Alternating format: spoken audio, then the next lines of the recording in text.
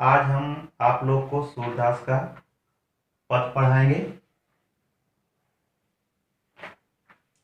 सूरदास का जन्म सन 1478 ईस्वी में हुआ था। रुनकता या रेणुका क्षेत्र में हुआ था। यह अष्टछाप कवियों में श्रेष्ठ माने जाते हैं और ये वल्लभाचार्य के शिष्य थे, यानी सूरदास के गुरु का नाम था वल्लभाचार्य। और इनका ज्यादा समय जो है भजन कीर्तन में ही बीतता था। गौ घाट पे इनका मृत्यु जो है 1583 में पारसौली नामक स्थान पे हुआ था। इनकी 3 प्रमुख रचना है, सूरसागर, साहित्य लहरी और सूर सरावली, जिसमें प्रमुख जो है सूरसागर है इनकी रचना। और सूरसागर के भ्रमर गीत से 4 पद लिए गए हैं जो हम पढ़ाएंगे आपको। कृष्ण ने मथुरा जाने के बाद स्वयं न लौटकर उद्धव के जरिए गोपियों के पास संदेश भेजा। उद्धव ने निर्गुण ब्रह्म एवं योग का उपदेश देकर, निर्गुण ब्रह्म जिसका न तो कोई रूप है, न तो कोई रंग है, न तो कोई आकार है, निर्गुण ब्रह्म एवं योग का उपदेश देकर गोपियों की विरह वेदना को शांत करने का प्रयास किया। गोपियां ज्ञान मार्ग की बजाय वह प्रेम मार्ग को पसंद करती थी, यानी ऐसे ज्ञान को ग्रहण नहीं करना चाहती थी। लेकिन जो उद्धव जी ज्ञान दे रहे थे वह ज्ञान उनके लिए क्या था, शुष्क था। तभी वहां एक भौरा पहुंचा। जब ये ज्ञान दे रहे थे उसी समय एक भौरा आ पहुंचा। यहीं से भ्रमर गीत का क्या होता है, प्रारंभ होता है। अब यहाँ पे गोपियां जो है उद्धव जी से कुछ कह नहीं पा रही हैं, लेकिन जो है उस भौरे के माध्यम से ही उद्धव जी को क्या करती हैं, व्यंग करती हैं। हम पढ़ेंगे पद 1। यहां पर पद पढ़ने के पहले हम आपको बता दें कि जब कृष्ण मथुरा गए थे तो वहां जाने के बाद वह गोपियों से कह कर गए थे कि मैं जा रहा हूं अत्याचारियों का नाश करके मैं शीघ्र ही वापस आ जाऊंगा। लेकिन वहां से आए नहीं, बल्कि वो क्या किए, उद्धव जी के माध्यम से जो है उन्होंने क्या किया, संदेश भेज दिया कि जा करके उनको निर्गुण ब्रह्म के बारे में बता देना और योग विद्या का संदेश उनको समझा देना कि वह कृष्ण को भूल जाएं और निर्गुण ब्रह्म की उपासना करें। जब यह विद्या सुनाते हैं गोपियों को तो उस समय जो है गोपियां अपने आप को रोक नहीं पाती हैं और वही क्या करती हैं, उद्धव जी के ऊपर व्यंग करती हैं। उद्धव तुम हो अति बड़ भागी। अब कैसा व्यंग कर रहे हैं देखिए आप। हे उद्धव जी, आप तो बहुत ही भाग्यवान हैं। ऐसा क्यों कर रही हैं? हे उद्धव जी, आप तो बड़े ही भाग्यवान हैं। अपरस रहत स्नेह तका थे। आप तो उनके साथ बहुत दिनों से रहे, लेकिन फिर भी आपके ऊपर उनके प्रेम का थोड़ा सा भी असर नहीं हुआ। आप उनके प्रेम से नहीं बच पाए, उनके प्रेम से आप क्या रहे, वंचित रहे। नाहिन मन अनुरागी, आपका मन जो है उनके प्रेम में कभी भी रमा नहीं, आप उनके प्रेम से वंचित रहे। कहने का मतलब आप लोग तो जानते ही हैं कि आदमी जिसके साथ रहता है उसका असर तो पड़ता ही है ना। लेकिन यहाँ पर कितना करारा व्यंग कर रही गोपियां कि आप उनके साथ रहे, लेकिन साथ रहने के बाद भी उनके प्रेम से आप बंध नहीं पाए और आपका मन जो है उनके प्रेम के प्रति कभी आकर्षित नहीं हुआ। पूरईन पात रहत जल भीतर तारस देह न ताकी। आप तो उस कमल के पत्ते के समान हैं। आप तो उस कमल के पत्ते के समान है, जो जल के साथ तो रहता है लेकिन वह जल के ऊपर ही रहता है। जल के साथ तो रहता है लेकिन वो क्या करता है, जल के ऊपर ही रहता है, और जल का एक बूंद भी उसके ऊपर टिक नहीं पाता। यानी जल जो है क्या है, अपना असर उस पर नहीं डाल पाता, एक बूंद भी उस पर टिकता नहीं है। दूसरा उदाहरण दे रही हैं, ज्यों जल माह तेल की गागर बुध ताको लागी। जिस प्रकार से, दूसरा उदाहरण दे रहे हैं, जिस प्रकार से तेल की गगरी को अगर जल के अंदर डुबोया जाए और उसको बाहर निकाला जाए तो उस तेल की गगरी पर जल के एक बूंद का भी असर नहीं पड़ता है। जिस तरह से जल का असर जो है उस गगरी, तेल की गगरी पर नहीं पड़ता है, जल का असर जो है कमल के पत्ते पर नहीं पड़ता है, उसी तरह से आप इतने दिन कृष्ण के साथ रहे, उनके प्रेम का असर भी आपके ऊपर थोड़ा सा नहीं पड़ा। प्रीति नदी में पावन बोरियो दृष्टन रूप परागी। आप तो कृष्ण रूपी प्रेम की नदी में कभी स्नान ही नहीं किए, तभी तो कृष्ण के प्रेम की एक छींट भी आपके ऊपर नहीं पड़ी। कहने का अर्थ है कि आप कृष्ण के प्रेम रूपी नदी में आप पैर को डुबोया नहीं, कभी भी डुबोया नहीं, तभी आप उनके प्रेम से वंचित रहे।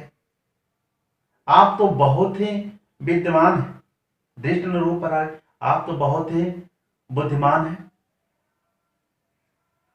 तभी जो है आप उनके प्रेम के प्रति कभी आकर्षित नहीं हुए। और आप जो है हम लोग को योग विद्या का मार्ग बता रहे हैं। सूरदास अबला हम भोरी गुर चाटी ज्यों पागी। यहाँ सूरदास जी कह रहे हैं, यहाँ पर गोपियां कह रही हैं, हे उद्धव जी, हम क्या है, हम तो अबला है, असहाय हैं, हम भोली, यानी हम लोग क्या है, भोली भाली हैं। हम लोग क्या है, भोली भाली हैं। हम लोग जो है कृष्ण के प्रति इस प्रकार से आकर्षित, उनके प्रेम में इस प्रकार से आकर्षित हैं, जैसे गुड़ चाटी ज्यों पागी। जिस प्रकार से जो चींटियां होती हैं ना, गुड़ के पास जाती हैं और जो है इस तरह से आकर्षित हो जाती हैं, उस गुड़ को छोड़ करके वह आना नहीं चाहती हैं। यहाँ तक कि कुछ चींटियां जो है जान भी दे देती हैं, लेकिन उस गुड़ को छोड़ करके वो आना नहीं चाहती, इस प्रकार से आकर्षित हो जाती हैं। ठीक उसी प्रकार से हम लोगों का जो प्रेम है, हम लोग जो आकर्षित कृष्ण के प्रति हैं, उनको छोड़ करके वहां, यानी उनके प्रेम को छोड़ करके हम लोग कहीं नहीं जा सकते हैं। यानी पूरी तरह से उनके प्रेम में हम लोग क्या हैं, लीन हैं, आकर्षित हैं। उनको छोड़ करके हम लोग दूसरे जगह नहीं जा सकते हैं। दूसरा पद हम पढ़ लेते हैं, मन की मन ही मांझ रही, कहिए जाए कौन पे ओधव नाही परत कही। यहां पर गोपियां कह रही हैं उद्धव जी से,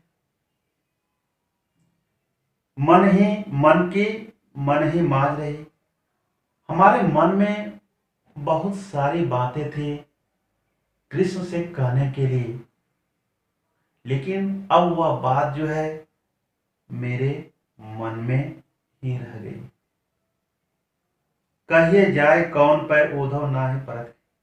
और उस बात को उद्धव जी को बता नहीं, कुछ ऐसी बातें होती हैं जो लोग दूसरे को नहीं बता सकते हैं, तो वही कह रही हैं, कुछ ऐसी बातें हैं जो कि उसको बताने के लिए या उसको कहने के लिए हम लोग जो है उद्धव जी को उसके पात्र नहीं समझते हैं, क्योंकि कुछ ऐसी बातें जो है सबसे कहा नहीं जा सकता है।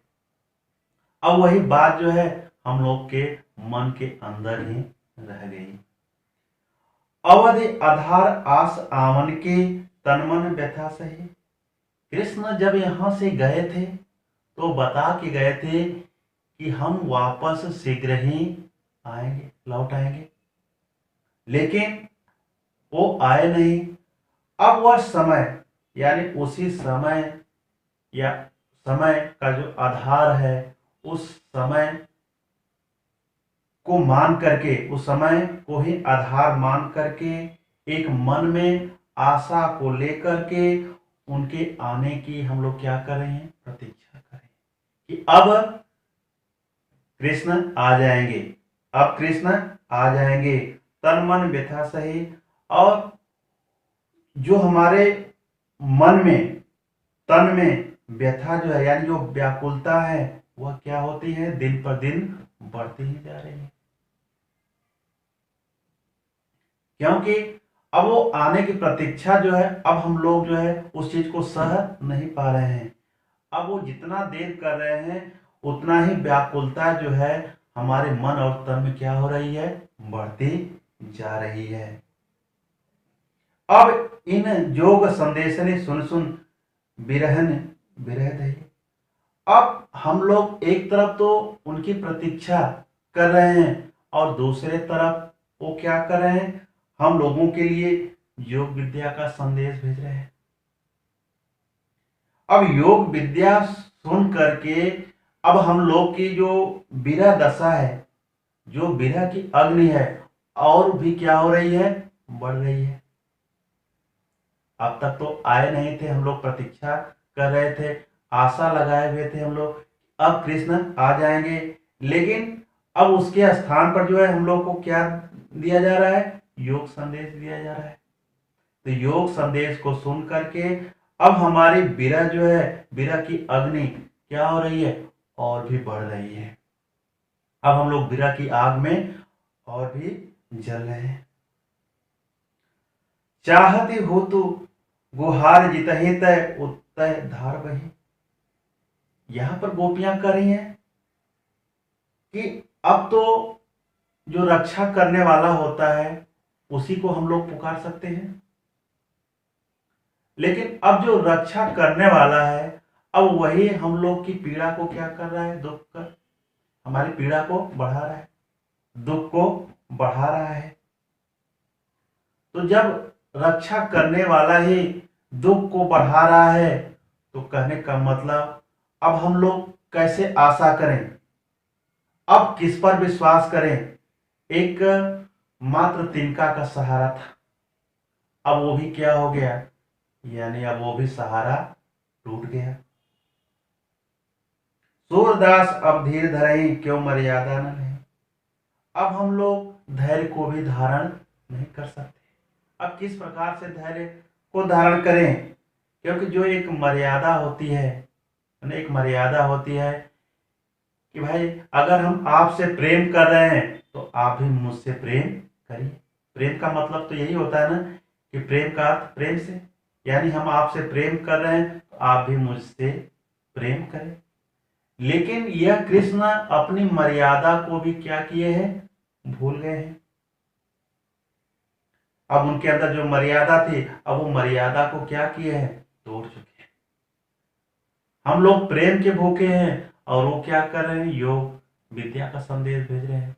यानी कहने का अर्थ ये है कि वह अपनी मर्यादा को भी क्या किए हैं, भूल गए हैं। अब हम लोग किस तरह से अपने जीवन को जी